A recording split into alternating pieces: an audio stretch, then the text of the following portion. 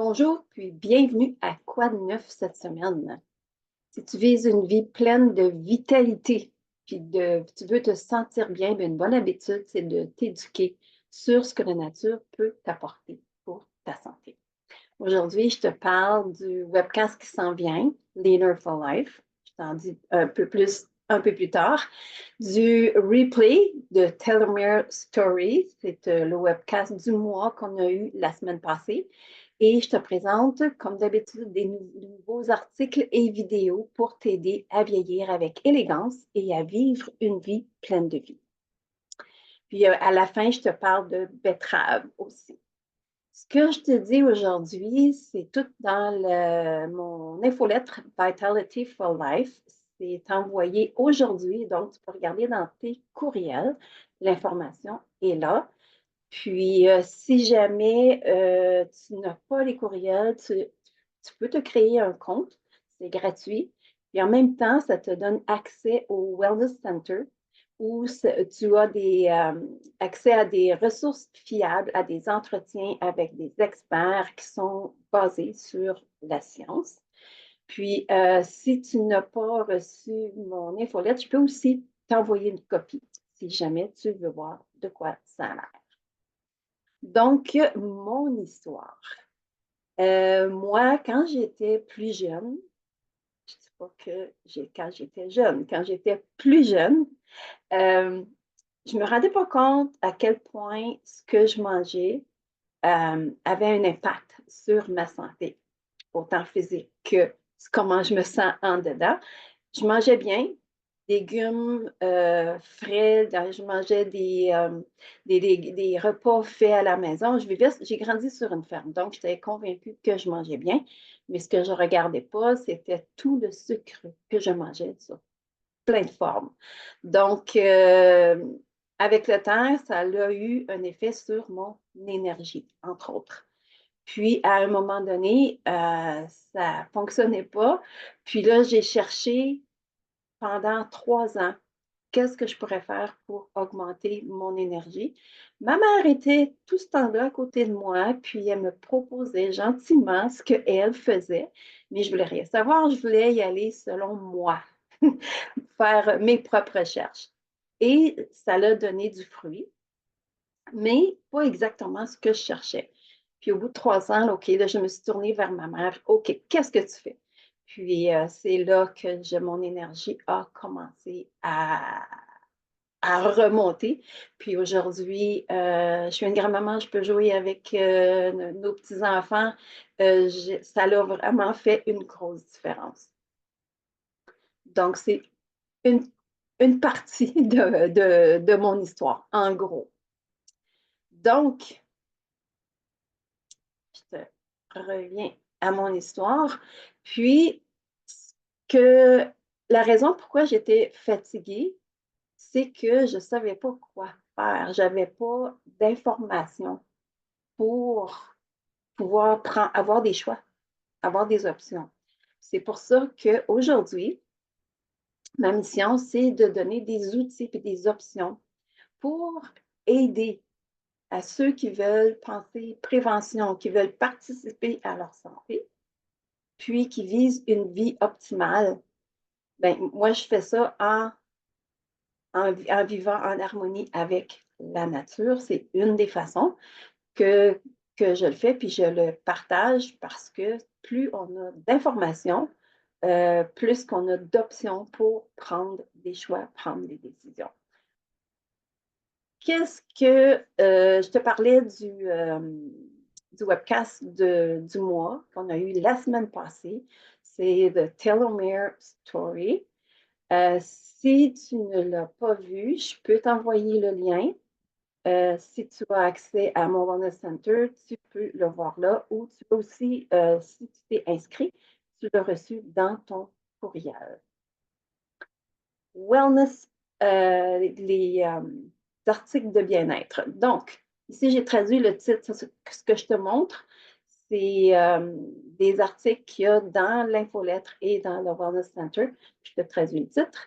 Donc, le travail révolutionnaire, chose qui me cache, de ce médecin peut prolonger ta durée de vie. Ça, c'est le titre en français. Donc, je ne sais pas si tu connais Dr. Elizabeth Blackburn. C'est une lauréate du prix Nobel.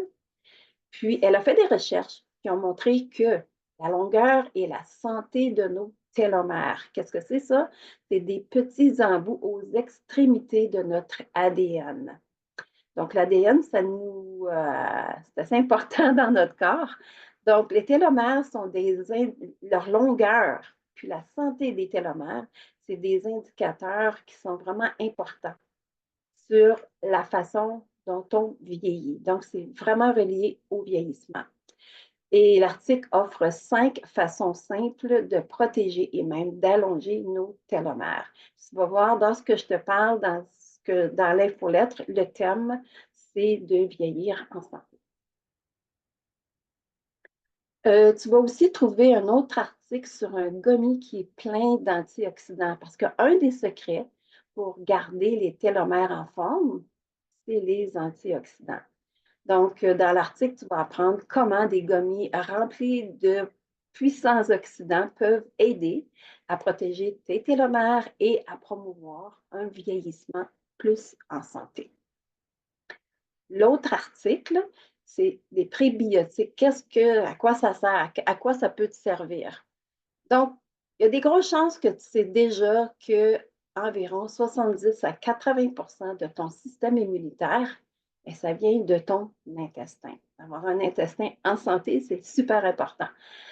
Plus ton microbiome est en bonne santé, plus tu es en bonne santé. Ça a du sens d'après moi parce qu'on est fait de cellules et si nos cellules sont en santé, bien, ça définit c'est un gros facteur pour notre santé globale. Donc, dans l'article, tu vas avoir l'explication, c'est quoi les probiotiques, le rôle important qu'ils jouent pour le soutien de la santé du corps et ça part de ta bouche jusqu'à l'intestin, donc tout le système digestif et même au-delà. Maintenant, je te présente des vidéos. Un, c'est sur les télomères, la clé du vieillissement et de la longévité. Donc ici, c'est Dr. John Westerdahl qui va parler des télomères, qui est un monde fascinant quand tu t'y arrêtes.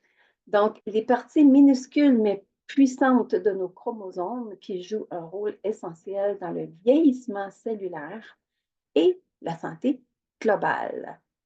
Donc, cellules en santé, corps en santé. Ensuite, l'autre vidéo, c'est sur les suppléments essentiels pour la vitalité tout au long de la vie.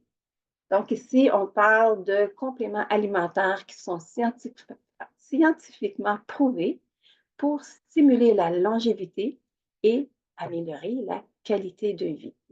On veut vieillir, mais en se sentant bien, en étant en santé. Qu'est-ce qui s'en vient? Donc, oui, on en parlait, la saison des fêtes approche, puis ça peut être facile de se laisser prendre dans des routines qui ne sont pas nécessairement santé. On peut manger trop, on peut avoir du stress, puis pas prendre le temps de prendre soin de soi. Puis tout ça, ça peut entraîner un gain de poids. Donc, d'ici le temps des fêtes, qu'est-ce qui se passerait si tu pouvais utiliser ce temps-là pour faire un reset? Pour laisser aller des mauvaises habitudes, puis en adopter des plus santé pour la vie. Donc, tu peux nous rejoindre à la prochaine présentation, Vitalité pour la vie. C'est en octobre. Là, tu vas pouvoir en apprendre plus sur un nettoyage de 6 semaines, puis sur un programme pour faire un reset de ta routine de mieux-être, puis pour adopter des habitudes plus saines pour la vie. C'est toutes des choses qu'on aimerait faire, mais ici, on donne des outils pour le faire. Donc, ça va te montrer comment faire un nettoyage, un rééquilibre, puis à te préparer à un succès de santé à long terme, pas juste pendant le temps des fêtes, mais durant la nouvelle année et même plus. Donc, c'est ici, tu vois l'information. Leaner for Life, c'est donné par Dr. Bruce Daggy. et Nedra Sar. Donc, le titre, c'est Cleanse and Reset for the Season Ahead. C'est en anglais. Et c'est mercredi, le 23 octobre à 8 heures. Ce que tu apprends là-dedans, c'est pourquoi faire un reset avant le temps des fêtes. Donc, pourquoi c'est important? Tu vas découvrir comment recommencer à zéro avant les fêtes pour améliorer la digestion, parce qu'on sait que le temps des fêtes, ce n'est pas toujours des aliments faciles à digérer pour notre corps. Tu vas apprendre aussi à stimuler l'énergie et t'aider à rester équilibré pendant la saison des fêtes. Une autre chose, c'est réinitialiser ta routine pour la vie. Donc, apprendre à te libérer des habitudes malsaines, puis à construire des nouvelles routines qui sont saines, puis que tu gardes à long terme. Donc, puis même au-delà du temps des fêtes. Aussi, ça te montre des étapes qui sont simples. Donc, ça te donne des façons de faire pour commencer. Puis, qu'est-ce que tu peux faire? Des conseils étape par étape sur la façon de commencer ton reset santé en toute sécurité, ça c'est important, efficacement pour que ça fonctionne et d'une manière qui s'intègre à ta vie quotidienne. L'autre chose qui va être discutée, c'est de surmonter les défis qu'on rencontre souvent. Donc, apprendre à gérer les obstacles comme les fringales, le manque d'énergie et d'autres obstacles et obtenir des conseils pratiques pour rester sur la bonne voie pour un succès durable et maintenir des saines habitudes à long terme. Parce qu'on fait des efforts pour changer, mais on veut les garder. Donc, tu vas découvrir comment transformer les nouvelles routines que tu établis maintenant en habitudes durables, donc qui vont te permettre de te sentir équilibré, énergisé et en bonne santé toute l'année et plus encore. Donc, si tu es prêt à te libérer des habitudes malsaines, puis à commencer à te sentir à ton meilleur, donc c'est le 23 octobre à 8 heures. Je vais mettre le lien pour t'inscrire. Si tu n'es pas libre à ce moment-là, en t'inscrivant, automatiquement, tu vas recevoir l'enregistrement une fois qu'il va être prêt. Donc, une petite récapitulation pour aujourd'hui. Donc, ce mois-ci, on plonge dans des idées de pointe sur la façon de maintenir la santé, la vitalité et l'énergie de la jeunesse jusque dans nos dernières années. Donc, c'est de vieillir en santé. Quand tu te concentres sur l'apprentissage de la façon dont de simples changements de mode de vie peuvent soutenir un vieillissement en santé ou que tu souhaites simplement te sentir à ton meilleur cet automne, tu vas trouver des conseils et des ressources précieux dans l'infolettre qui part aujourd'hui. Donc, le webcast, encore l'information qui est là. J'ai une communauté Facebook où je parle de santé et autres sujets reliés au mieux-être. Donc, si tu veux venir te joindre à nous, te joindre à la discussion, tu es bienvenue. Tu peux t'inscrire aussi au prochain webcast, Dinner for Life, qui est au mois d'octobre. Je vais te donner les liens pour ce de quoi je parle aujourd'hui. Puis ceux que tu ne vois pas, ben, tu peux me les demander. Tu peux m'envoyer un message si tu as des questions, si tu as des commentaires. C'est bienvenu. Avant de terminer, je veux te parler de betterave. À ce temps-ci de l'année, c'est un excellent temps de l'année pour manger des betteraves. Ce n'est pas un légume qui est nécessairement populaire. Personnellement, j'aime ça. Quand on les fait cuire au four, c'est délicieux. Je trouve que c'est plus sucré que si on les fait bouillir. Moi, j'ai fait toujours bouillir dans... Je ne faisais pas bouillir, j'ai fait cuire à la vapeur plutôt, parce que quand j'ai mis dans l'eau, je trouve que ça perd trop de nutriments et de saveurs. Mais ma façon préférée, c'est au four. J'en mets dans mes smoothies aussi, parce que ça donne une belle couleur, vraiment belle couleur rosée dans les smoothies. Puis, entre autres, les betteraves, ce que ça fait, ça aide à nettoyer le foie. Donc, c'est un bon temps de l'année pour ça. comme je parlais de faire un reset tantôt. Donc, la betterave, c'est un aliment qui peut aider. Maintenant, ce que j'aime pas des betteraves et que je pense que beaucoup n'aiment pas, c'est que c'est très salissant quand tu prépares les betteraves. Fait que moi, ce que je faisais dans le passé, c'est que celle que je mettais dans le smoothie, je coupais les deux bouts, là, puis le reste, je faisais juste brosser la peau, je ne l'enlevais pas. Donc, je faisais juste couper un peu en morceaux, mets ça dans le mélangeur, puis oups, c'est dans le smoothie. Mais là, hier, je me suis dit, comme je voulais manger, j'avais faim pour des betteraves au four, mais ça ne me tente pas des éplucher. Moi, je suis une cuisinière paresseuse le plus possible. Donc, tout ce que j'ai fait, c'est que j'ai coupé les deux bouts comme d'habitude et je les ai brossés comme avec les smoothies, m'assurer qu'ils soient propres. Et je les ai juste coupés comme ça sans enlever la pleure. Là, je me suis dit, est-ce que je vais pouvoir manger la pleure ou si elle va juste s'enlever facilement une fois cuite?